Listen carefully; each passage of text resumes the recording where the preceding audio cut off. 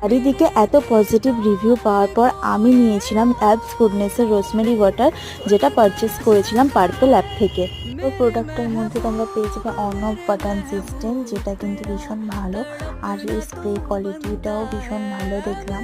আমি চুলটাকে মাঝখান দিয়ে ভাগ করে নিলাম, তারপরে একদম নিচের স্ক্যাল্পের মধ্যে এভাবে আস্তে আস্তে করে স্প্রেগুলো করে দিলাম।